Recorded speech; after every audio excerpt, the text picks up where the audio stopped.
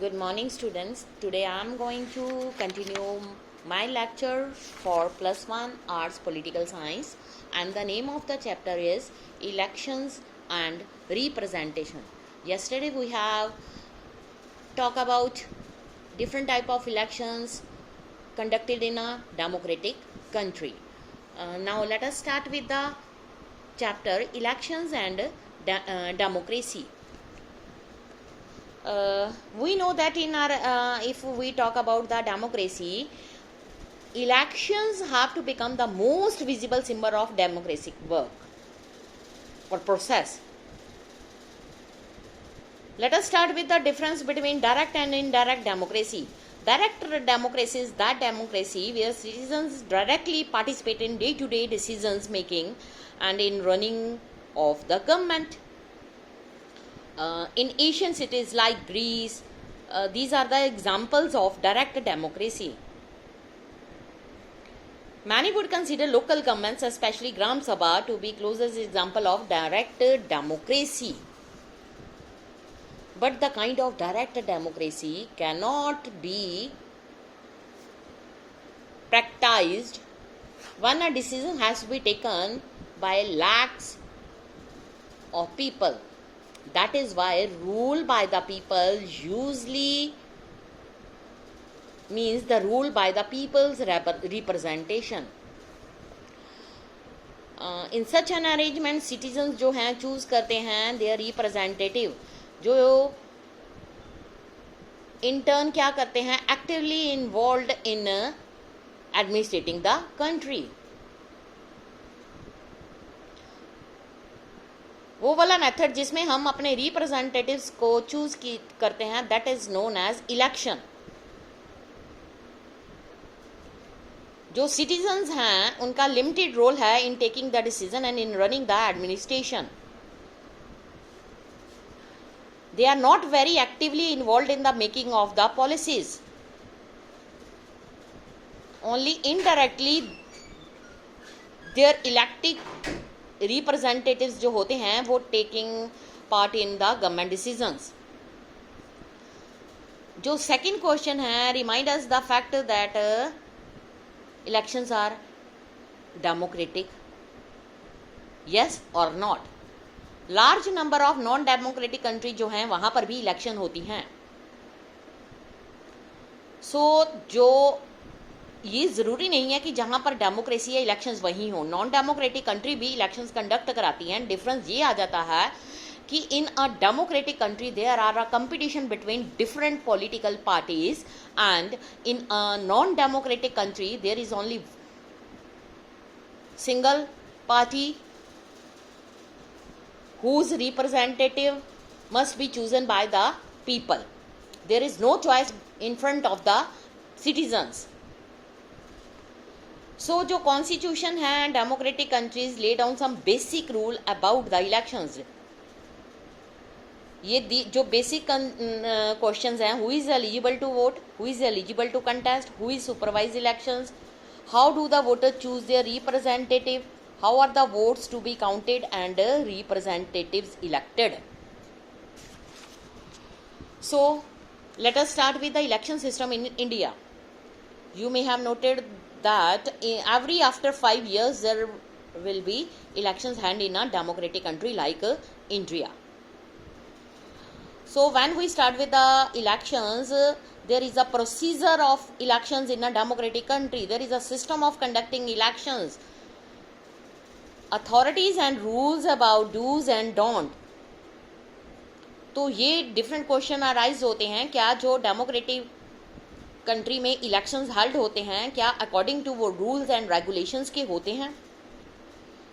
We need to, because this question is not as simple as we have got so use to our system of election.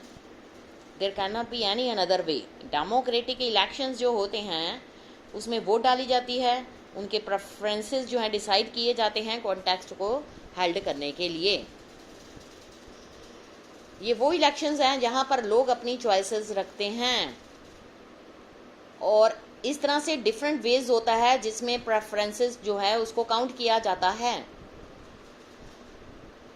Rules of game जो हैं differences वगैरह को show करते हैं। यहाँ पर एक स्टार्ट होता है first pass the post system.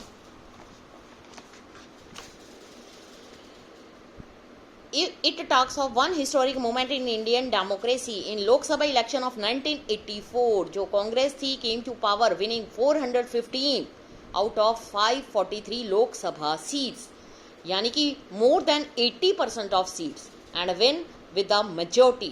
Such a victory is achieved by any party in Lok Sabha can't be seen in our country.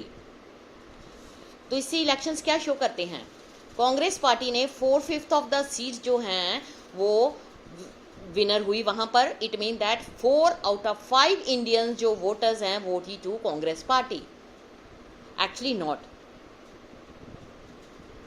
अगर हम ये देखें कांग्रेस पार्टी को 48% वोट्स मिली हैं, it means that only 48% of those who voted in favour of candidate put up by the Congress party, but still managed to win more than 80% of the seats in Lok Sabha. So, in our country, we follow special method of elections. Under this system, entire country is divided into 543 constituencies. Each constituency जो है अपने representative को elect करती है।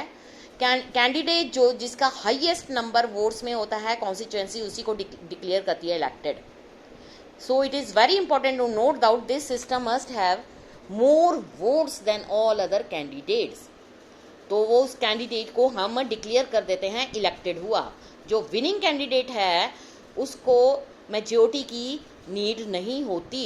This method को हमने कहा है first pass the past, FPTP।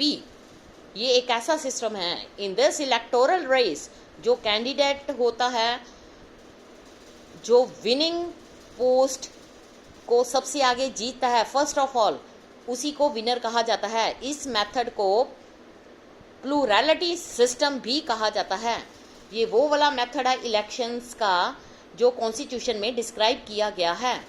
अगर हम अगली एक एग्जांपल देखें, कांग्रेस पार्टी ने ग्रेटर शेयर ऑफ सीट्स को विन किया in share of votes because many of constituencies जिसमें कैंडिडेट्स ने जीता था उसमें कांग्रेस पार्टी के लीडर थे। They score less than 50% of the voters. If there are several candidates, जो विनिंग कैंडिडेट्स होगा उसको much less than 50% of votes मिली। जो वोट्स थी go to all losing candidates, यानी कि वेस्ट हो गई वो कैंडिडेट्स के लिए और पार्टीज के लिए जिनको उन वोट्स के साथ कोई भी सीट नहीं मिली। सपोज इसका एक एग्जांपल ऐसा है कि एक पार्टी है उसको 5% वोट्स मिली हर कॉन्स्टिट्यूएंसीज में, बट हर किसी को लेस वोट्स मिली। इस केस में पार्टी जो है उसको सारी जीती हुई सीट्स मिल गई विद 25% वोट्स और इवन लेस। ये था फर्स्ट मेथड जो कि हमारे कॉन्स्टिट्यूशन में मेंशन करा गया है। नेक्स्ट है proportional representation. Let us compare to this how election take place in Israel. एक अलग ही सिस्टम इलेक्शंस का वहाँ पर फॉलो किया जा रहा है। जो वोटर्स होते हैं, वोट्स होती हैं, हर पार्टी की वो काउंट की जाती हैं। उसमें एक शेयर होता है सीट्स का, वो अलॉट किया जाता है, जिसका शेयर जो है पार्लियामेंट में प्रपोर्शन में दिया जाता है। हर पार्टी जो है एक कोटा ऑफ सीट्स उसको फिल करनी पड़ती हैं, चाहे उसमें से कितने सारे नॉमिनीज क्यों ना हो। उसमें एक प्रेफरेंस लिस्ट आती है जिसमें उसको इलेक्शन के सामने डिक्लेयर करना पड़ता है। द सिस्टम ऑफ इलेक्शन इसको कहा जाता है प्रोपोर्शनल रिप्रेजेंटेशन सिस्टम। इस सिस्टम में पार्टी को सेम प्रपोर्शन ऑफ सीट मिलती हैं जैसा कि वोटर्स का वोट्स का प्रपोर्शन होता है। पीआर सिस्टम जो है उसमें 2 वेरिएशंस आ जाती हैं। कुछ कंट्रीज लाइक इजराइल, नीदरलैंड, जो एंटायर कंट्री होती है उसको एज वन कॉन्स्टिट्यूएंसी ट्रीट किया जाता है, और जो सीट्स होती हैं हर पार्टी को एलोकेटेड की जाती हैं according to its share of votes in the national election. Other method वो भी है जब हम कंट्री को बहुत सारे मल्टी मेंबर्स कॉन्स्टिट्यूएंसीज में डिवाइड कर देते हैं। इसका एग्जाम्पल है अर्जेंटीना एंड पुर्तगाल। हर पार्टी जो है उसकी कैंडिडेट्स की लिस्ट को प्रिपेयर किया जाता है हर कॉन्स्टिट्यूंसीज में। ये डिपेंड करता है कि how candidate have to be elected from that constituency. इस तरह से ये जो वेरिएशंस हैं वोटर्स की, उसमें सबसे पहले प्रेफरेंस होती है एक पार्टी की, नॉट अ कैंडिडेट की, ठीक है। उसमें ये सीट्स इन अ कॉन्स्टिट्यूंसी जो हैं डिस्ट्रीब्यूट की जाती है on the basis of votes, ठीक है, by a party. Thus representation from a constituency जो है belong to different parties in India. So हमने यहाँ पर पीआर सिस्टम को अडॉप्ट किया है। कॉन्स्टिट्यूंसी जो है वो प्रिस्क्राइब करिए एक third and complex variation of PR system for the election of president, vice president, election for Rajya Sabha and Vidhan Sabha. तो यहाँ तक ये चैप्टर फिनिश है। नेक्स्ट हम आगे कंटिन्यू करेंगे। Thank you.